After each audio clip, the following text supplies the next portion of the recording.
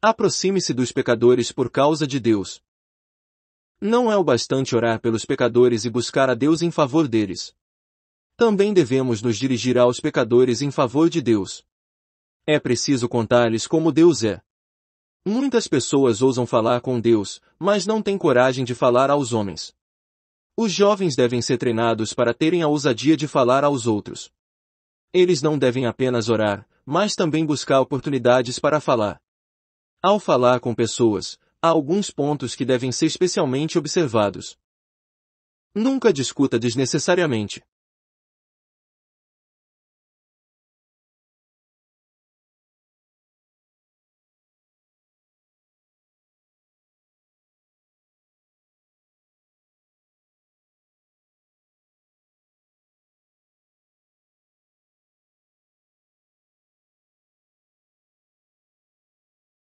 Precisamos de um pouco de técnica para falar com as pessoas. Antes de tudo, não devemos entrar em argumentos desnecessários. Isso não quer dizer que nunca devemos argumentar, porque em Atos vemos vários exemplos onde surgiram discussões, até mesmo o apóstolo Paulo argumentou. Se você tiver de discutir, faça isso com uma outra pessoa para o benefício de uma terceira que está ouvindo. Mas quanto àquele que você deseja ganhar para Cristo, normalmente é melhor que você não entre em discussões. Não discuta com ele. Por quê? Porque a discussão pode afastar as pessoas ao invés de atraí-las. Você precisa mostrar um espírito manso, caso contrário as pessoas fugirão de você. Muitos pensam que a argumentação pode mover o coração de uma pessoa. Mas isso não é verdade. A argumentação quando muito pode subjugar a mente de alguém. Por isso, é melhor falar menos palavras que vêm da mente e testemunhar mais.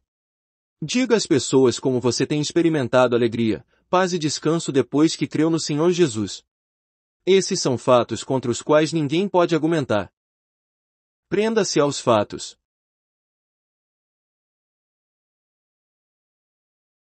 Outro método para conduzir pessoas ao Senhor é usar fatos e não doutrinas enquanto fala. Não é por causa da racionalidade da doutrina que as pessoas chegam à fé. Muitos enxergam a lógica da doutrina mas mesmo assim não creem. Geralmente as coisas simples é que podem salvar almas. Aqueles que pregam bem sobre as doutrinas podem corrigir a mente das pessoas, mas falham no salvar almas. O propósito principal é salvar pessoas e não corrigir a sua mente. Qual é a utilidade de corrigir a mente se as pessoas se perderem? Lembro-me de um homem idoso que frequentava as reuniões da igreja regularmente, mas não era salvo. Embora não sendo salvo, considerava ir à igreja um bom hábito. Assim ele frequentava regularmente e queria que a família o acompanhasse. Muitas vezes depois das reuniões ele ia para casa e tinha um acesso de mau gênio. A família toda tinha medo dele. Certo dia sua filha casada foi vê-lo.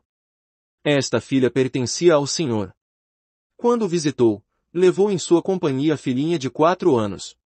O avô naturalmente levou a netinha para a igreja. Depois do culto, enquanto saíam, a netinha olhou para o avô e sentiu que ele não parecia um crente no Senhor Jesus. No caminho ela lhe perguntou se cria em Jesus. O velho avô replicou que uma criança não devia falar. Depois de alguns passos a criança repetiu, para mim você não parece um crente em Jesus. O velho novamente respondeu, uma criancinha não deve falar assim com alguém mais idoso. Após alguns momentos, a menina insistiu, por que você não crê em Jesus? Desta vez o velho homem foi apanhado.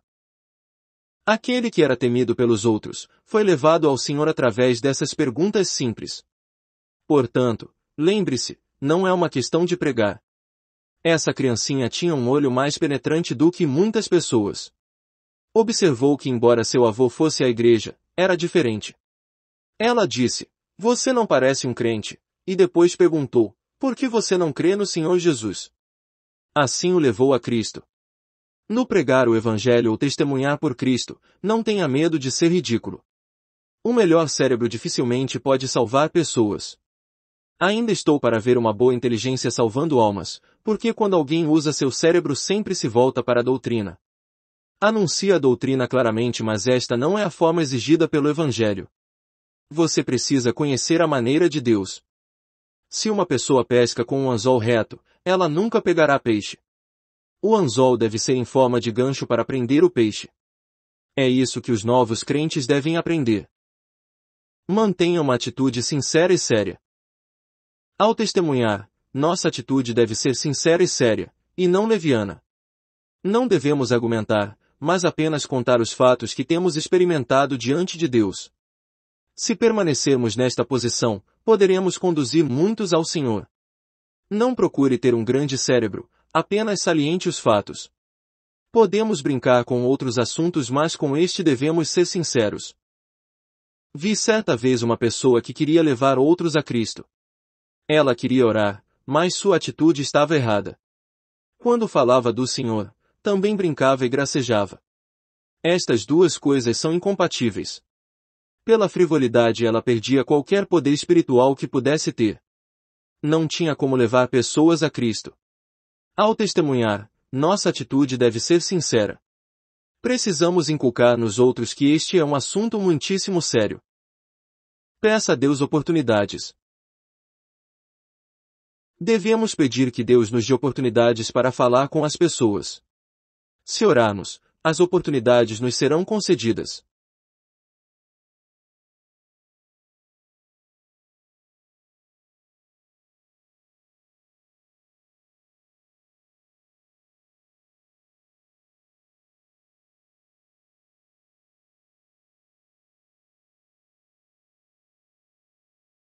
Relembro uma irmã que dirigia uma pequena classe bíblica.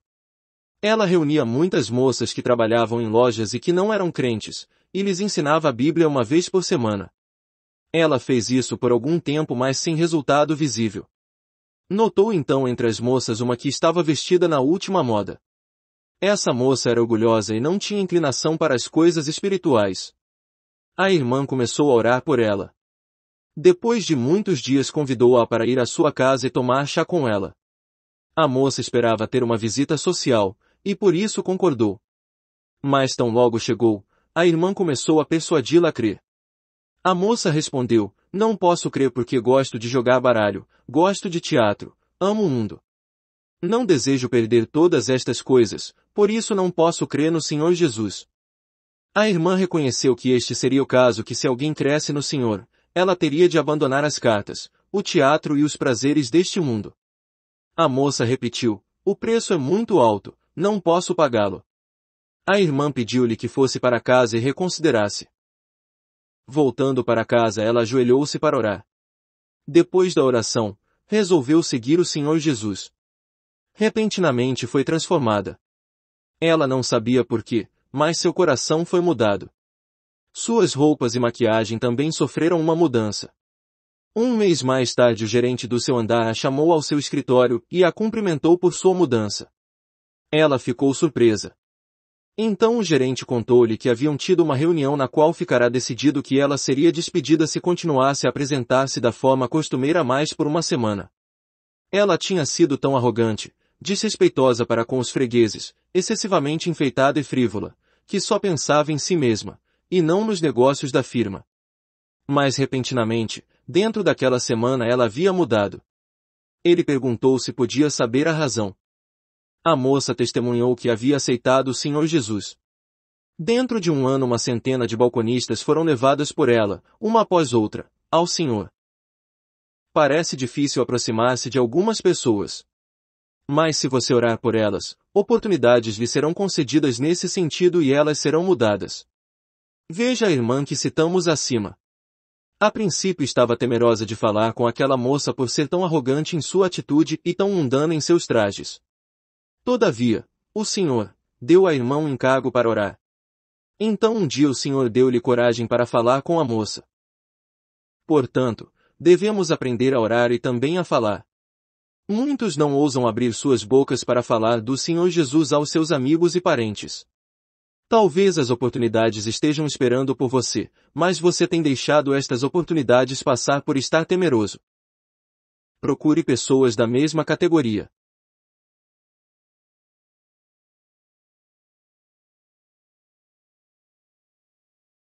Segundo nossa experiência no passado, é melhor para as pessoas buscarem e salvarem aquelas da mesma categoria. Esta é uma regra geral. As enfermeiras podem trabalhar entre as enfermeiras, os médicos entre os médicos, pacientes entre pacientes, funcionários públicos entre funcionários públicos, estudantes entre estudantes. Trabalhe com aqueles que estão mais perto de você. Não é preciso começar com reuniões ao ar livre, mas com sua família e conhecidos. É natural para os médicos trabalharem com seus pacientes, professores com seus alunos, empregadores com seus empregados, senhores com seus servos. Lembro que havia 12 casas num beco em Xangai. Uma criada foi salva. Ela resolveu começar com a primeira casa ao lado. Logo a criada da casa ao lado foi salva, e a criada da segunda casa ao lado foi salva, e assim por diante. Quando tomei conhecimento disso, 6 criadas já haviam sido salvas. As crianças devem trabalhar com crianças. É bem conveniente trabalhar de acordo com esta regra de permanecer dentro da mesma categoria. Os homens devem abordar homens, e as mulheres, mulheres. Não digo que isso seja obrigatório, mas pela nossa experiência passada parece ser o meio mais eficaz. Os novos crentes devem saber a que categoria pertencem e depois buscar aqueles da mesma categoria. Com exceção das pessoas que são suas amigas, parentes ou vizinhos, esta regra geralmente é eficaz e convenientemente aplicável. Não digo que não haja exceções, porque há algumas. Nosso Senhor Jesus mesmo nos deu alguns exemplos excepcionais. Todavia, esta regra é geralmente preferível. Um mineiro pregando numa faculdade é algo excepcional.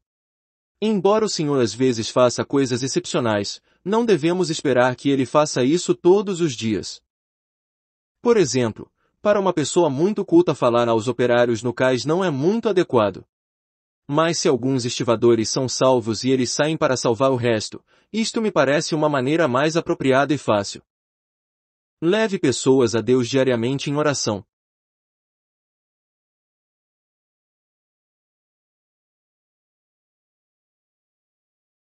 Nunca haverá um tempo em que não haja alguém a favor de quem você possa orar.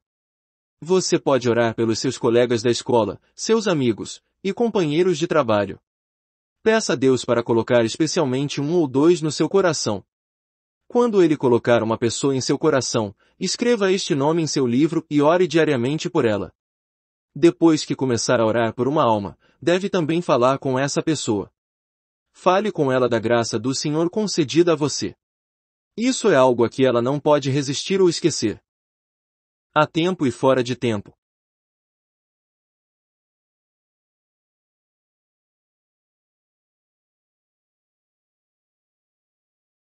Finalmente quero mencionar que você não está proibido de falar àquelas por quem não orou antes.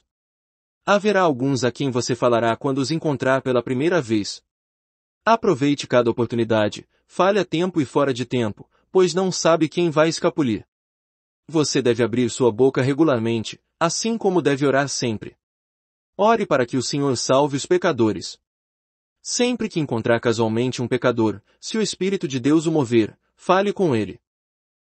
Lembro-me da história de um oficial da Marinha Britânica que assistiu a uma corrida em Londres. Multidões estavam lá para ver a corrida. Aconteceu que uma nobre senhora de meia idade estava assistindo ao seu lado. Ele ficou imaginando se aquela senhora conhecia o Salvador. Então se voltou para ela e disse: "Desculpe. Tenho uma pergunta importante para lhe fazer. A senhora conhece o meu Salvador?" A nobre dama ficou atordoada e surpresa com tal pergunta. Ele explicou-lhe que o Senhor Jesus era o seu Salvador e que desejava encorajá-la a aceitá-lo. A senhora expressou seu desejo de receber o Senhor Jesus. Eles se ajoelharam para orar e a senhora foi salva. Deixe-me dizer-lhe, se formos um pouco descuidados, almas escapulirão de nós. Que os pescadores de Deus hoje possam lançar a rede de forma tal que nenhum peixe escape. É preciso prática. Cada vez que você procura levar um pecador ao Senhor, deve tratá-lo como um caso a ser estudado. Deve ser como um médico que examina cada caso, pois não poderá dar uma receita indiscriminadamente. Da mesma forma, no lidar com almas você tem de estudá-las uma a uma. Reconheça cada falha e descubra a razão para cada sucesso. Ninguém no mundo pode ser um contador, professor, médico, enfermeira, ou até mesmo um carregador de liteiras sem o treinamento próprio. Da mesma forma, Como podemos ser ganhadores de almas sem primeiro aprender como levar pessoas ao Senhor? Existem muitos que se tornaram muito hábeis no ganhar almas. Tais pessoas estudam cada caso cuidadosamente.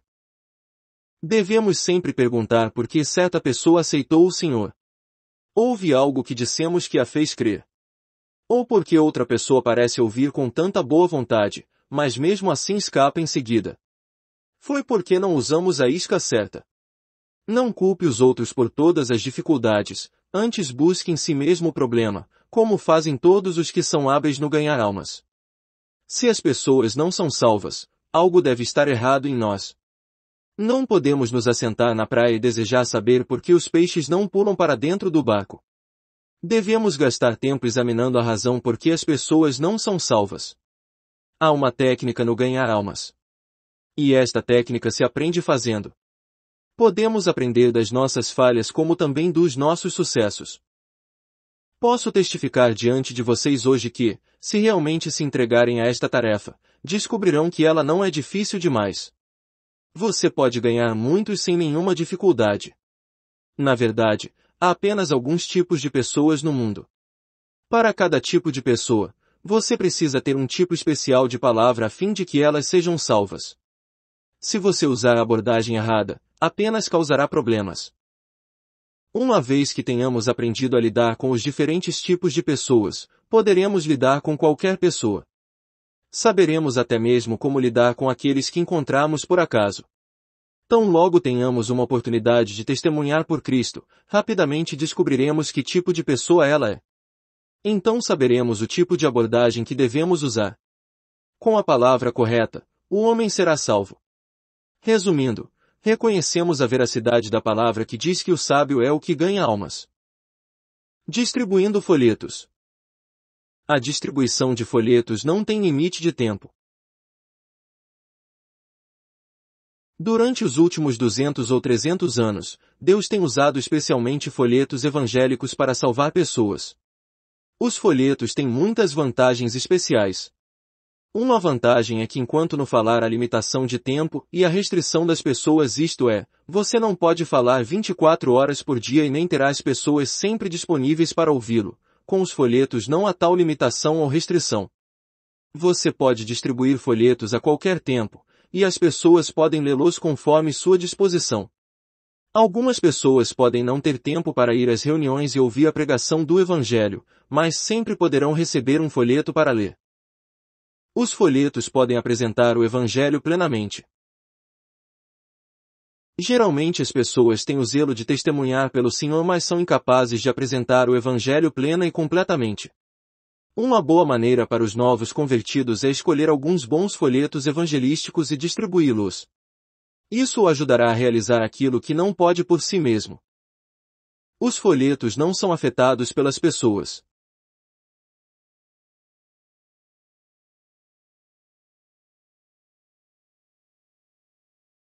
Ao falar com as pessoas, às vezes somos incapazes de apresentar o Evangelho tão inteiramente ou seriamente como devíamos. Somos facilmente afetados pelas considerações e sentimentos humanos, com os folhetos não existe tal problema. Eles dizem o que deve ser dito a despeito de quem os esteja lendo. Quando pregamos o Evangelho, não podemos evitar o fato de sermos influenciados pelas pessoas, mas pregar com folhetos está absolutamente acima de tal influência. De modo que os novos crentes devem começar a semear com folhetos. Os folhetos podem ser espalhados em qualquer lugar.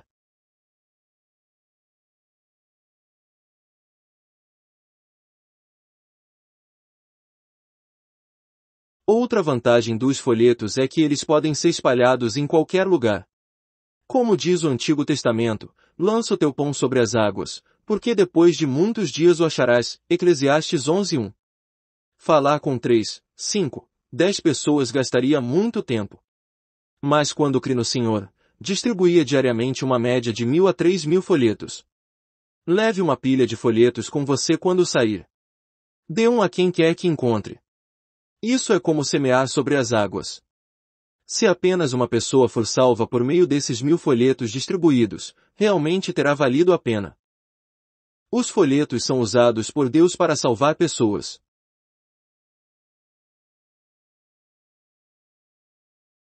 Deus às vezes usa os folhetos de forma maravilhosa para salvar as pessoas. Lembro-me de uma vez em que um homem jogou um folheto na rua. Outro homem passou. A ponta de um prego no sapato dele machucava o seu pé e ele estava procurando um pedaço de papel para forrar o interior do sapato. O homem apanhou o folheto e o colocou dentro do sapato.